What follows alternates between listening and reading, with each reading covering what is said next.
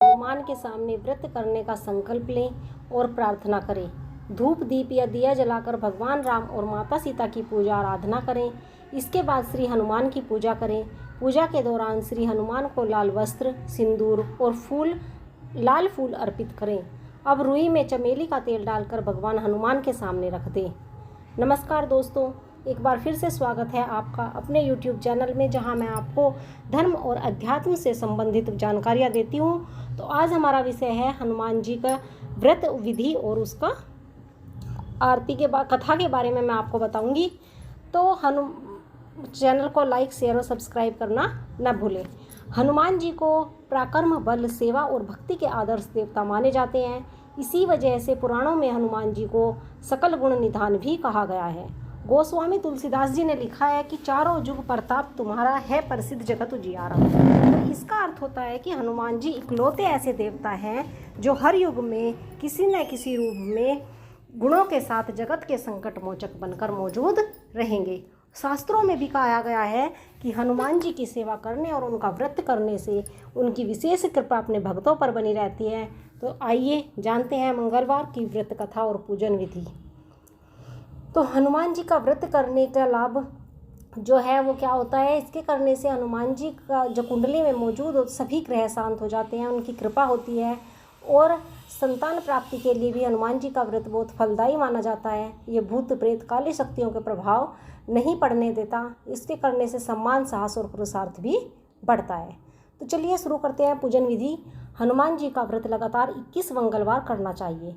मंगलवार के दिन ब्रह्म मुहूर्त में उठकर स्नान वगैरह करके सबसे पहले हनुमान जी का ध्यान करें और व्रत का संकल्प करें। इसके बाद ईशान कोण की दिशा कौन सी होती है? उत्तर पूर्व के कोने में किसी एकांत स्थान पर हनुमान जी की मूर्ति या तस्वीर को स्थापित करें। फिर गंगाजल के छींटे देकर उसका लाल कपड़ा धारण कराएं। फिर पुष्प, रोली और अक्षत के छींटे दें। इसके बाद चमेली के तेल का दीपक जलाएं।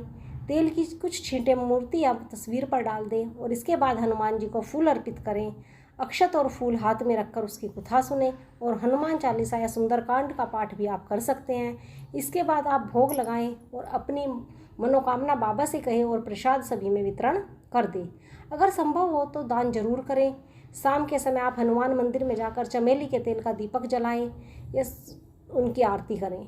तो 21 मंगलवार के व्रत होने के बाद 22वें मंगलवार को विधि विधान के साथ बजरंगबली जी का पूजा करके उन्हें चोला चढ़ाइए और इसके बाद ब्राह्मणों को बुलाकर उन्हें भोजन करवाए और क्षमता अनुसार अपनी दान दक्षिणा दे। अगर आपकी सामर्थ्य है तो 21 ब्राह्मणों को भोजन करवाए, अन्यथा जितनी अपनी सामर्थ्यानुसार आप ब्राह्मण कराकर उन्हें क्षमता अनुसार दक्षिणा दें।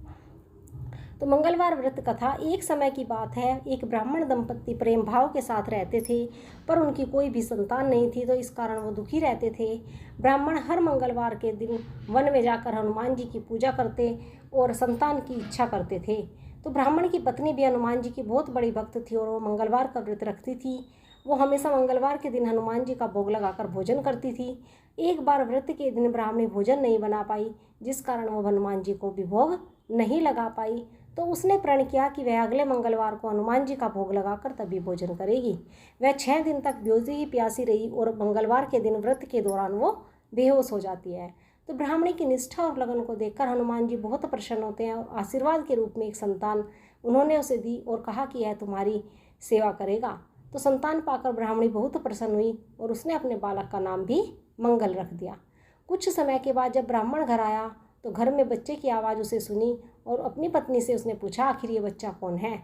ब्राह्मणी की पत्नी ने कहा कि हनुमान जी ने व्रत से प्रसन्न होकर अपने आशीर्वाद के रूप में यह संतान हम दोनों को दी है। ब्राह्मण को अपनी पत्नी की इस बात पर विश्वास नहीं होता।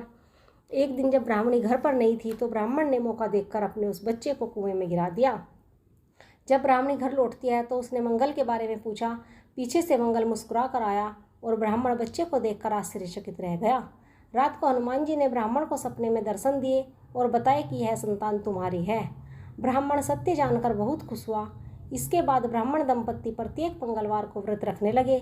शास्त्रों के अनुसार जो भी मनुष्य मंगलवार की व्रत और कथा पढ़ता या सुनता है उसे हनुमान जी की विशेष कृपा प्राप्त होती है।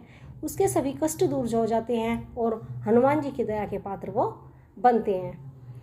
तो ये थी आपके मंगलवार व्रत कथा विधि और उसकी कथा, तो क्रमानुसार विधि विधान के साथ अगर आप मंगलवार का व्रत रखेंगे तो हनुमान जी जरूर आपकी कृपा, उनकी कृपा आपके ऊपर बनेगी और वो आपकी मनोकामना अवश्य पूरी करेंगे। तो इसके बाद आप आरती कीजिए। आप मेरे चैनल से आप आरती वहाँ से ले सकते हैं, डाउनलोड कर सकते हैं और भगवान जी की आरती कर सकते हैं।